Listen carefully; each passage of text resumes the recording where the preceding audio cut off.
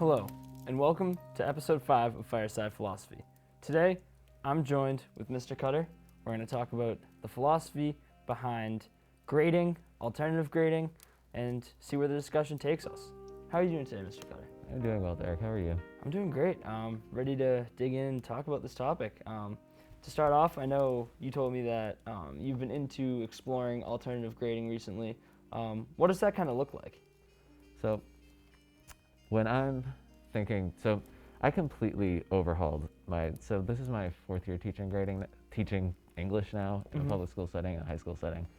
And I've just been using the 100-point grading system because I felt like that's just what people use, right? Yeah. It's what's been used since the late 1800s. It's been like over 200 years we've been using this arbitrary sort of 1 to 100-point grading scale to evaluate student learning. So I took a class in college, I think my junior year. It was a teaching writing class. And my professor did not grade us at all. She never gave us a grade on any assignment. She only gave us feedback. And that actually motivated me even more to do the assignments because I didn't look at it and see like a C+ or a B- and think, oh, this is where I am, right? This is my worth. I just saw her comments and what I could do to improve. So that motivated me. And I was thinking of ways I could do that in a high school setting. Yeah. Where like that 0 to 100-point grading scale is even more entrenched than it is in college. Right. So I did a lot of research. I came up with a contract grading. I saw a lot about contract grading, a lot of research on contract grading. It's when the teacher writes a contract that states clearly sort of what they expect of a student, and then their grades at the end of the term are held up against that contract. And you have a conference with the student where they look at the contract and you look at the contract. They tell you what they think they should get based off of the contract and the work that they've submitted, and then the teacher says what they think and you come to an agreement on your grade. That way the student knows exactly what they need to do to improve their grade, and also more importantly what they've been doing to keep their grade where it is, instead of just getting a B handed to you on your report card and calling it a day. Yeah, that's super interesting. Wow. Like you said, the current grading system that's widely used is so like entrenched in like the way we've been doing things, for 200 years. It's so interesting to even like entertain the idea that like we could be doing things differently, and that system sounds awesome. Have you started to use it all, or like yeah? I've been using it all year. Awesome. How's it been working out? It's been working out great. The beginning of the year was funny because kids really didn't know what to expect. Sure. And then they came to our grading conference at the end of term 1, and they were very shy and they were underselling themselves. Oh. And then they were very surprised when the grade that I came up with was usually a little higher than how they evaluated themselves. Sure. And then they started to take my feedback, improve their assignments. And then by the second term, kids were working into it. They were prepared for the grading conferences. They knew exactly what their grade should be. We were coming to an agreement more. And it's honestly, I've seen kids that don't pass in any work come to a grading conference and then walk out agreeing that they're going to do something and then giving me something. Whereas like before, I still wouldn't have gotten any assignments from them and I wouldn't know what they have learned. That is so cool. So it's really cool. Yeah, I like that's awesome. I'm so happy that that's working out. Yeah, that's great. So when do you do these grading conferences? Do you do them like during class? Do you schedule people for bridge block? We do them during class. During class? Yeah. Nice. That's great. So that's been working out, and you have seen a lot of improvement? I have, yes. That's Absolutely. great. So do you think that you'll continue with this going forward? Yeah, I'm going to keep tweaking it every year, obviously, because I've already sort of stated that I don't think there's value in doing the same thing the same way. Right. Yeah. Constantly. There's always something that could be tweaked or something that could be improved. But I'm going to keep the same basic setup. And eventually I want to move away from, I'm hoping we as a society can move away from like letter grades entirely, because at the end of the day, I still have to turn these kids' grades into an A, B, C. Right. And then in the grading program that we use here at Abington High, I have to turn them into a number. So I have to figure out what makes one kid worthy of a 92 versus one kid worthy of a 98. Yeah. And if there's even any real meaning or difference in a 92 or a 98. Right. Yeah, that's so tricky because you have like that conference and then like like you said, at the end of the day, you're still putting a number in. Yeah. Like you're getting there a different way, and you're getting there a way that's I think is really cool and really effective. But it's kind of hard that in the end you do have to end up putting a number into Parent Portal X2, and then that's where it ends up. So why do you think it is that we haven't changed this? You see 200 years, so much change. Cars is one thing that I would look at, right? Cars are completely different than they ever would be that many years ago.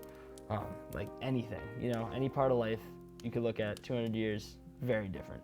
Why do you think it is that we've stayed with this for so long?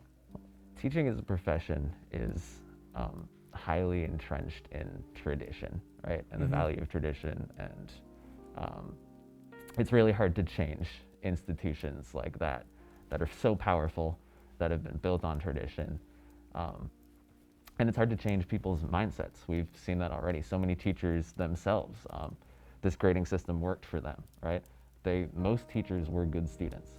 So they don't necessarily see a problem with the current grading system, that somebody who isn't a good student or has low motivation or has ADHD can see the faults in this grading system. These people can't, and it's not necessarily their fault.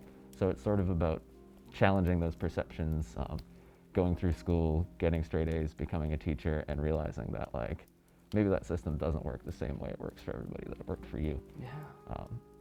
And it's hard to change people's mindsets like that. Yeah. So. That makes complete sense to me.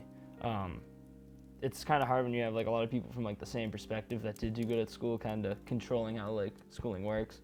Because you're right, that's what happens, and it is hard to change anything these days. So hopefully we can see some change. Hopefully things like your classroom, people will see that that's working. Hopefully more people try different things, and they'll see that it works. But that makes sense that that's kind of the root of the problem there. What do you think about state testing? Does state testing play a part in this? Do you feel pressured to prepare your students for that? How much does that play into this? State testing, I think, all it really does is reinforce and uphold a system that is ultimately hurting kids anyway. Especially when you have tests like the MCAS, where they tell you that you're not going to graduate high school if you fail the MCAS. Yeah. But there are some students, right, who may have got an A in one class, a C in another class, a B in another class, who are, for all intents and purposes, good students that have been able to demonstrate that they're learning something, and then they fail this one test that suddenly erases all of that. There's something fundamentally wrong with that. Yeah, I would definitely agree. I think that, like everything else, the grading system in education definitely needs to see some change. Hopefully it does, but yeah, with state testing, and even any big test, something like the SAT, I got very fortunate. I never had to take the SAT because of COVID. I scheduled my SAT 5 separate times, and it got canceled 5 separate times on me due to COVID. So I never ended up taking it. Still got into all 3 schools I applied to. So what I see this year is I didn't take the SAT. I still went through the college application process. So why do we need it? You know what I mean?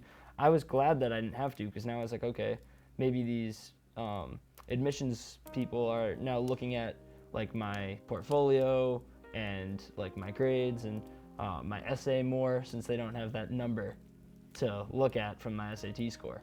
So yeah, they don't see that and I mean, everybody's biased. Everybody has sort of these inherent biases in them that they either realize or they don't, and they're attempting to work on, hopefully. Yeah. But I can imagine being an admissions counselor, seeing that somebody got a super low score on the SAT, and then having that sort of in the back of my head while I'm reading things like their essay and looking at their transcripts. Yeah. And that could negatively affect them, and that's not necessarily fair either. Which I think is why a lot of colleges are moving away from the SATs. Because most colleges and universities are looking at the research around grading and are looking at alternative grading methods, and they're seeing that standardized tests don't necessarily work. But for some reason, it's taking secondary public education, which is high school, middle school, it's taking them a while to catch up with that. So we're still pushing the SATs here, and things like that, and state testing. Yeah. All the stuff you're used to. Right, yeah, all the stuff we've been doing since, really early on. Yep. that's another thing. You start state testing so young, and I remember when I was like first doing MCAS in I think 4th grade. I think you start. Maybe I'm wrong. But I remember being like super intimidated by it. Everyone was like scared about it. And even now, like taking a test that I know is like so important, even when I feel prepared for it, it's still like super jarring. And I consider myself to be like academically motivated, but I can only imagine someone who like has trouble finding motivation or concentration in class, like going into one of those tests feeling unprepared. That would like be an awful feeling. Yeah. And it's not like those kids don't know things. Right. Like they've been in class, they've been learning things. They're just not given necessarily the appropriate means to show us that they're learning. Right. So. Yeah, where like with your conferences, they can sit there and tell you like what they've learned or like how they've learned it and like where they're at as a student. Where on a test, it's like they get the answer right or wrong. Yeah. And it's even on individual assignments now. Like I've never been a big test and quiz guy in the first place. Right. Because I think traditional test and quizzes all have the same issues that like a standardized state test have. Yeah. So I completely stopped giving traditional test and quizzes this year. I used to give a reading quiz here and there and stuff like that just because I thought it was the appropriate thing to do. Yeah. But now it's mostly project based. I'm giving kids different ways to show me on paper that they've learned something from the class. And that's awesome. then I just give them a complete or an incomplete on the assignment, and I tell them their strengths and their weaknesses in a very small rubric, and then I hand it back to them, and everybody has a chance to redo something that they think that they could redo to achieve a higher grade based off of our contract. And so just eliminating grading from regular assignments, changing sort of the types of assignments that I give, I've seen a lot of growth. That's awesome. I really hope to take a class that uses like that type of grading in college, because that just sounds very, like you said, like motivating. Like I feel like I would always be motivated to like, read the comments, see what I can do better, and then go and do that without having to worry about like, oh, I already passed this in, it's a 70, I can't get any better than a 70, so I'm gonna forget everything I learned and go learn the next thing, Why bother at that point? Right, right. And that sort of speaks to another thing that we've been, and I know that we're sort of focused on, we've started talking about it here at Abington High School, is eliminating the zero entirely. Yeah. Because you get a kid that starts the year with a few zeros, doesn't pass in any assignments, right? And then at the end of the year, their last 3 terms, they've scored like an 80, a 98, a 99, but that 0 brings their final average down to like a 75. Yeah. When you sit back and look at that, does that 75 for the year accurately reflect what the work that student has put in and how much they've learned to be able to go from a 0 first term to like a 98 in the last term? Because that's And like it doesn't. Yeah, and that's like an important part of learning is like improving like that. I teach martial arts, and when I see like these younger kids maybe doing something incorrectly, and then I'm able to teach them, help them really get through to that kid, and then I see them excelling. That's like so much more satisfying to me than maybe a kid that comes right out and does it perfectly the first time. You know what I mean? So to kind of de-incentivize improvement like that, like, oh, I already got a 0, may as well give up type of thing, or I'll never, no matter how hard I work, I'm not gonna be able to get that grade up to where I want it to be. That's really like demotivating. It's almost like a punishment, and the last thing grades should be are a punishment. Yeah. They're supposed to, like, what I guess we need to think to ourselves, why do we assign grades, right? What do our grades mean? And that's if it's to show, I believe grades should show and demonstrate how much a student has learned. Yeah. So when you factor in zeros and things like that for assignments, they never even passed that assignment in. So how do we know what they learned? So should we really count that toward their final grade, or should we count how much they've improved instead? Yeah. Should we put more weight on that instead of the assignments that they don't pass in?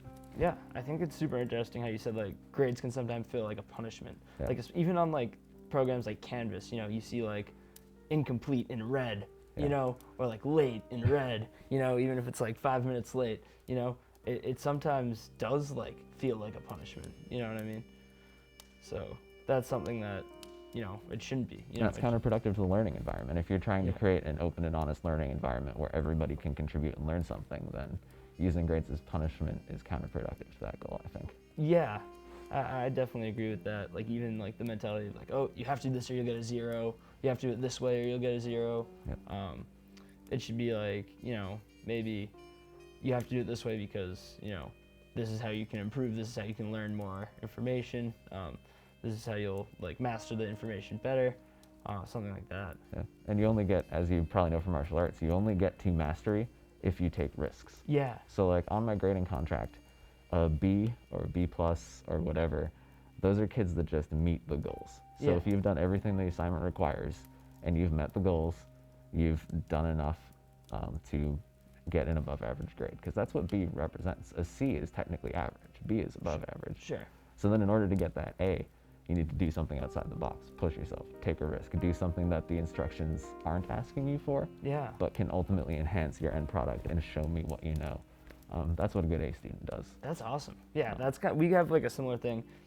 At Taekwondo, there's like a lot of opportunities for students to like really excel. We have like a demonstration team.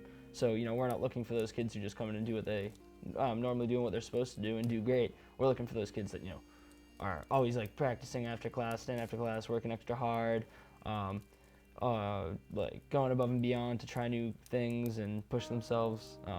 So those are the types of things that kind of like correlate to that. You want to motivate people to go above and beyond. And with like the grading system, if I were to get a 100 just for doing the bare minimum and checking all the boxes on the assignment, get a 100, there's nothing motivating me to push past that, And that's currently what a lot of times what our current grading system does. Even the Yeah. kids that we think are excellent students that are getting 100s, most of the time, is it because they're showing mastery or is it because they're passing in all the assignments on time? Right. And that doesn't necessarily show you how much they've learned. It just shows you that they're good at passing in assignments. Yeah, and I feel like I even fall victim to that sometimes. Maybe I have like a long day at work, and I'm like, all right, well, I could like go above and beyond and write all this extra stuff, but I did what I was supposed to do. I completed the assignment, and I'm gonna pass it in like that because it's complete and I did it well and it's done. So even and sometimes that's okay. Sometimes we need to prioritize and Yeah. just do that, right? We can't be going above and beyond all Yeah, the right. time. But I think that the grading contract and the grading conferences find that balance, right? yeah, That sort of an unforgiving mathematical average doesn't necessarily do. yeah, I would definitely agree with that. The idea of like assigning value through grades is something that's like super scary, especially because like with college administrations and stuff, they don't get to have a conference with you all the time. You don't always get to do an interview, so sometimes all they see are the numbers, And luckily, like we have like essays to talk about and ourselves and to talk about our situation, but like even that, it's like you're reading my words, but like you're still seeing the numbers, and like you said, that can put in like biases and like mental notes in their head that okay, this kid like failed this semester, or this kid scored low on the test. So that's like another scary thing. I see it a lot. I see kids assigning sort of their individual self-worth to grades, and I've had plenty of students who I have given like in 87, which for all intents and purposes is a good grade, but they are very upset because they have assigned their worth to always getting a 95 instead of something else. And they don't take it as constructive feedback. They take it as an attack on them. Yeah. And that's super unhealthy, and there are a lot of things that go into that. Yeah. And that's sort of what I'm trying to deprogram people to think. Yeah. Just because you got an 87 on something doesn't mean you're stupid. Right. It means that you have a weakness that you need to improve on, and that's not a bad thing. That doesn't affect your worth as a human being at all. Yeah, right. And that's like the sad part and like the toxic part of this is like we get grades since we're like really young. Yep. Even before it was numbers, when it was like pass fail or like whatever other system they use in like early education. But like you're instilled from a very young age that like you want to get good grades. When you got a 100 on a paper, it would have a smiley face sticker on it. You know what I mean? Like it's really something that gets instilled young, and then it becomes like a subconscious thing. Like I need to get to this point or I'm not good enough, and that's just something that's super toxic. And when you are in that mindset, it's hard to really like break out of it and say, okay, like I could have done this better and that's why, opposed to okay, I'm just not good enough. Yeah. It's To me, it's counterproductive of the mission of public education. If we want to improve society and we want people to be innovative and creative and their full selves so that they can go out in the world and do things that like Elon Musk is doing, for instance, Yeah. then we need to train people to think like Elon Musk. I don't know the man that well, but I'm sure that he had quite a few classes where he didn't do as well as a traditional like good student would do. Yeah. So. Yeah, and there's other ways, you know, sometimes you see those kids who don't do great in school end up like becoming super successful. Yeah. And on the other end of that, sometimes you see the perfect student go off the, you know, not be able to have the skills to operate in the real world. Yeah, because a lot of kids go through school getting A's and doing exactly what they're supposed to do, and then they get to a job interview and they're asked what their weaknesses are. And that's a super important question in a job interview, like what is your weakness? Because you're supposed to be able to show that like you're self-aware, you know where your weaknesses lie and you know how to improve. Mm-hmm. But if you're constantly just getting 100 on stuff and your teacher isn't giving you any meaningful feedback, then how are you going to confront those weaknesses that you still do have when you're an adult? Yeah. It sets you up for some pretty rough situations, I feel. Yeah, and another aspect to that is like, you know, you're getting these hundreds because you're following like a list of directions. So what happens when that list of directions goes away? Yes. You know, and there's no list of things you need to do to succeed. You have to figure out how to succeed. Yep. So like, what happens then? You know, that student that always follows the directions to the T and gets that 100, when the directions go away, what do they do? You know? So that's another like super scary aspect of, you know, what comes out of this, you know, because then that student that always succeeds in school, if they can't operate outside of it, then like, what's the point? Yep. We should be training people to think and grow and take risks regardless of failure. You shouldn't be afraid to fail. Failure should just be another thing that works you towards success. Yeah, and that's another reason why it shouldn't, you know, have those aspects of punishment in it, because failure should, you know, I feel like from all my experiences, I've learned like the most from failure. You know, there was one time we were filming Coffee with Cam, the show we did last year, and I forgot to hit the record button. And I will never forget to hit the record button again after that, you know? But that's how you learn, you know? Exactly. I every time I hit that record button in that control room, I like triple check to make sure that it's recording, you know? So.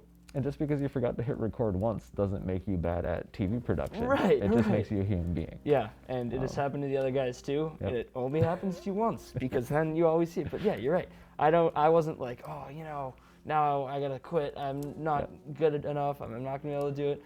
But now, instead, I learned from it, and I've never since forgot to hit the record button. So it's lessons like that like, yeah, we can learn from failure. But if I was like punished and kicked off the show for that, then maybe I would not take risks. You wouldn't have learned anything, and you wouldn't be sitting here with a really awesome show right now. Yeah, with a really nice fire warming us up. Yeah. Beautiful fire. It's a good one. Yeah. Well, Mr. Carter, this was a great conversation. Thank you so much for coming on the show. There's so much. I didn't realize I'd be able to fill this much time talking about grading, but there's still so much more I have in the tank.